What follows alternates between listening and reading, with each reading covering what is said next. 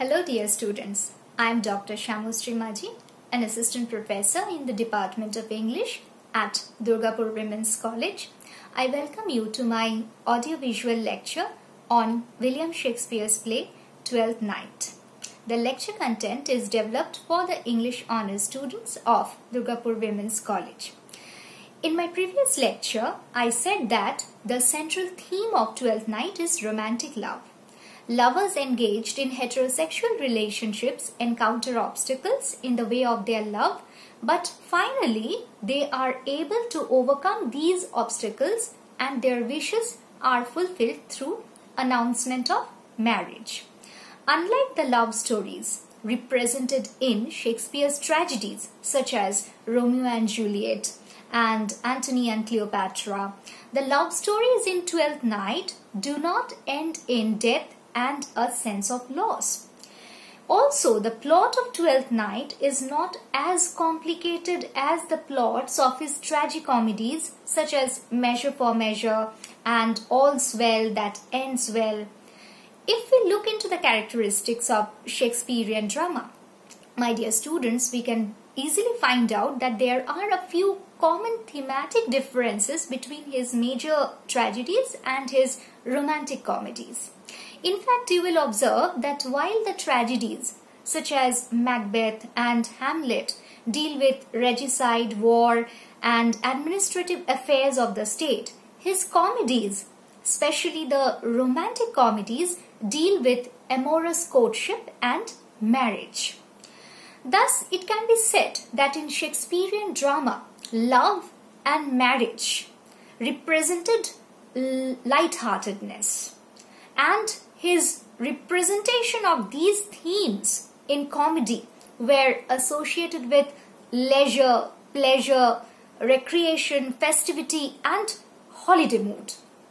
According to C.L. Barber, an eminent critic and scholar, the holiday mood of festivals is well represented in Shakespeare's comedies such as Love's Labour Lost, A Midsummer Night's Dream and Twelfth Night.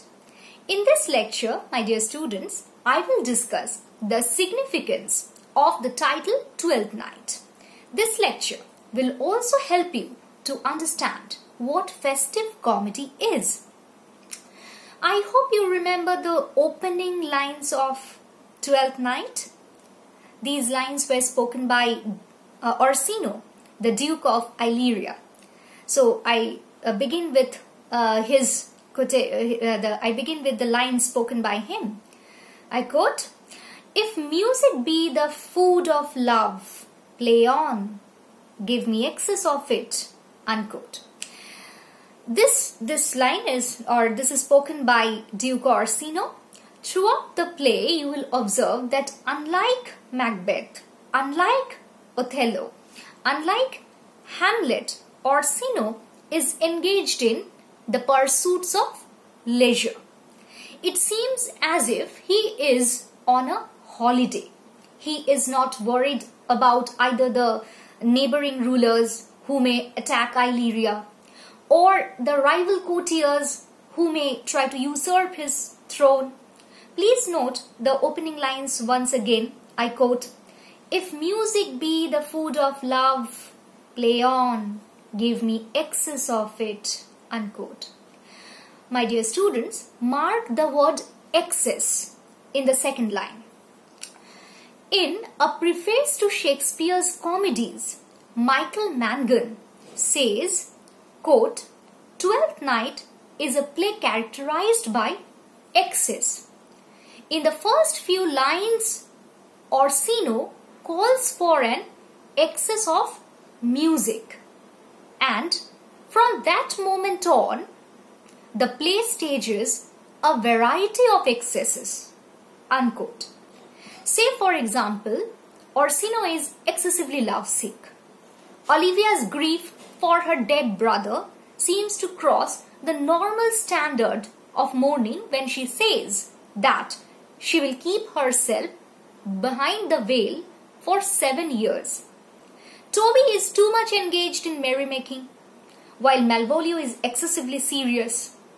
the representation of the excess in these characters highlights contrasts. At the same time, the word excess draws our attention towards the notion of plenitude or abundance, which is commonly associated with festive occasion.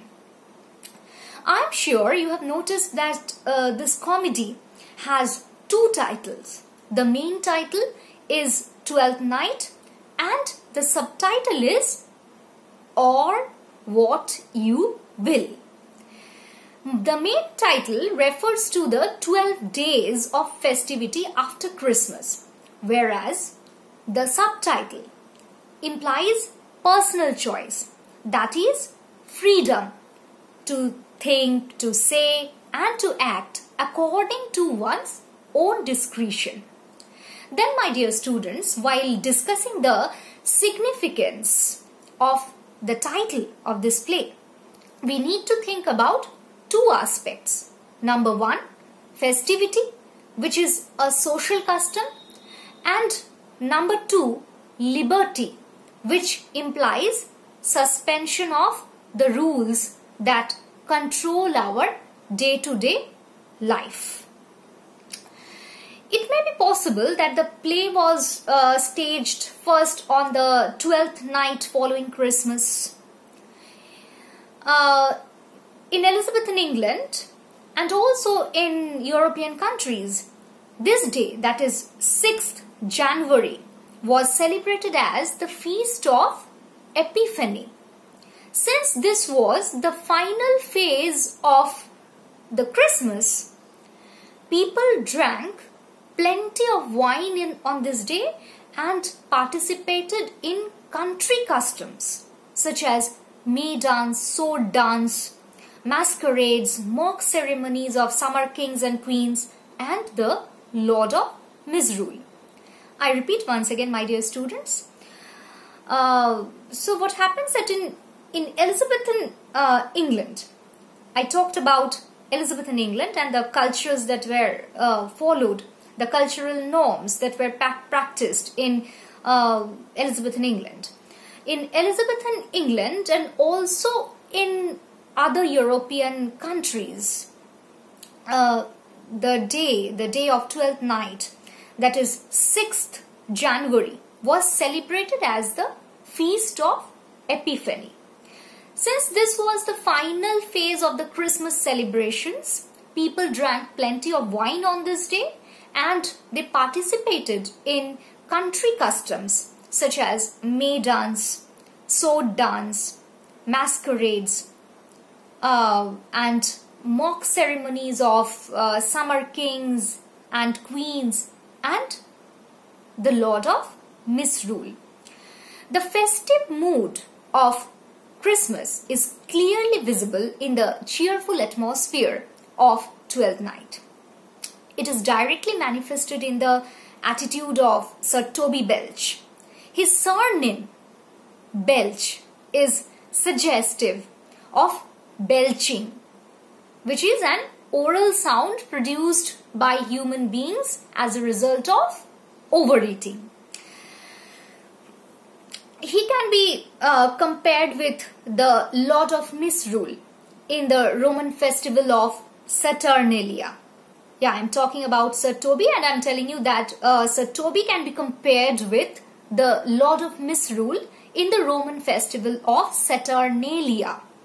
The ancient customs of this Roman festival were incorporated into the holiday activities of the country folks and the common people in the towns during Christmas.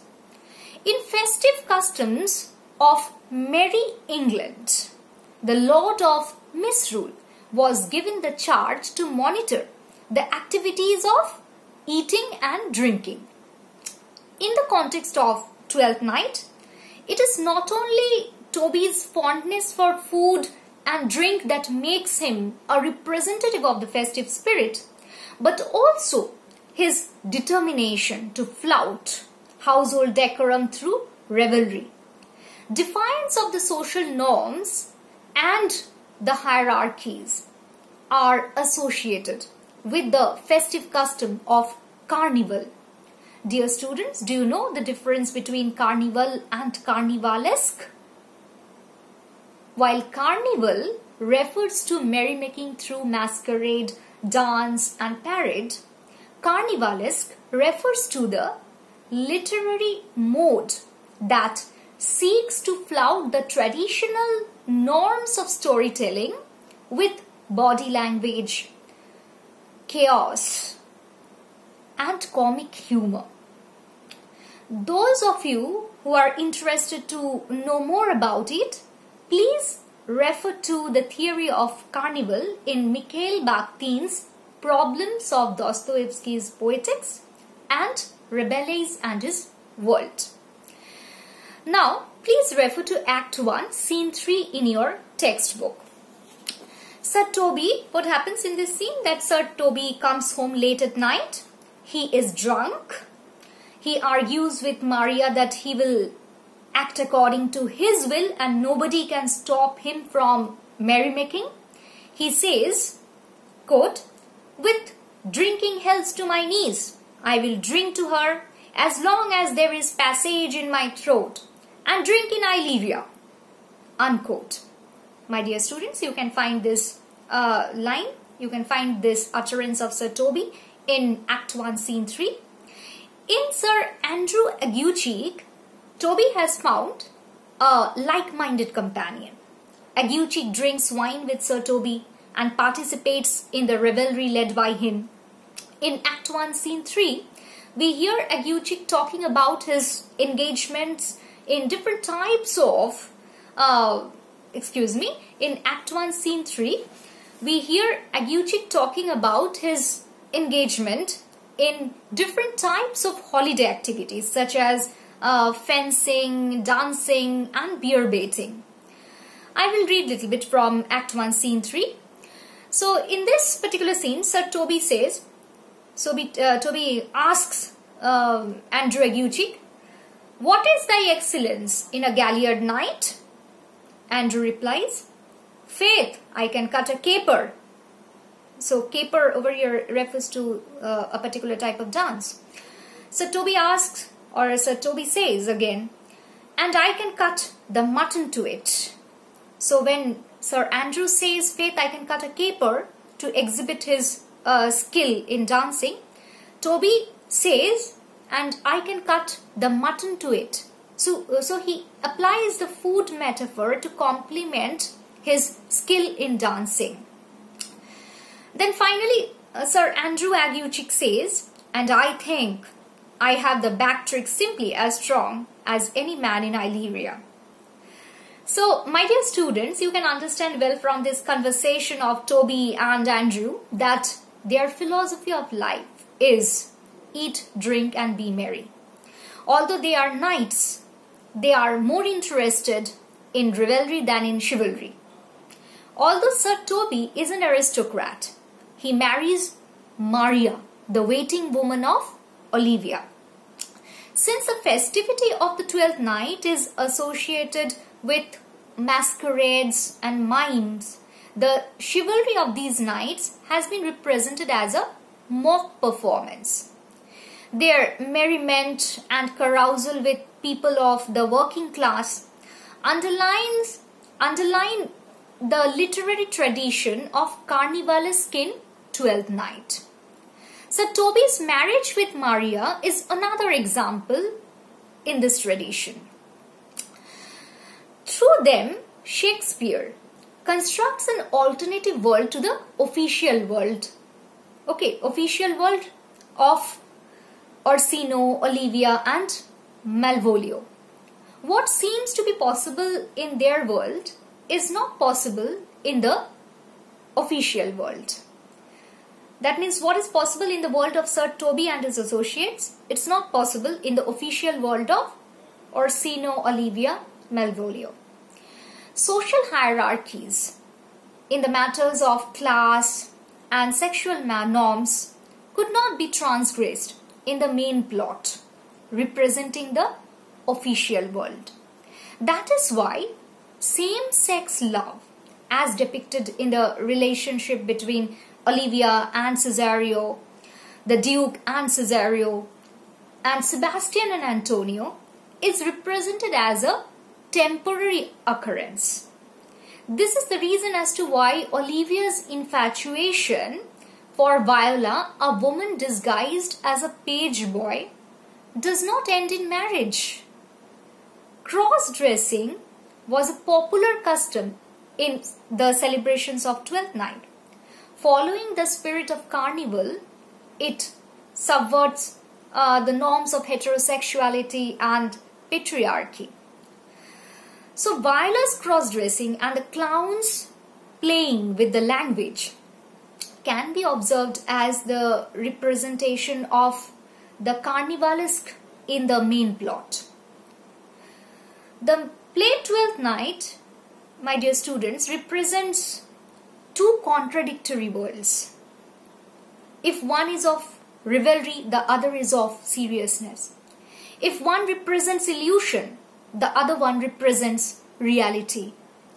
In this context, our discussion will remain incomplete if we do not refer to the character of Malvolio, the steward of Olivia. In the words of Maria, he is a kind of Puritan. Malvolio opposes to the revelry of Sir Toby by saying, quote, "My masters, are you mad? Or what are you? Have you no wit, manners, nor honesty, but to gabble like tinkers at this time of night?" Unquote. My dear students, you can find out this line, or you can find out this utterance of Malvolio in Act 2, Scene 3.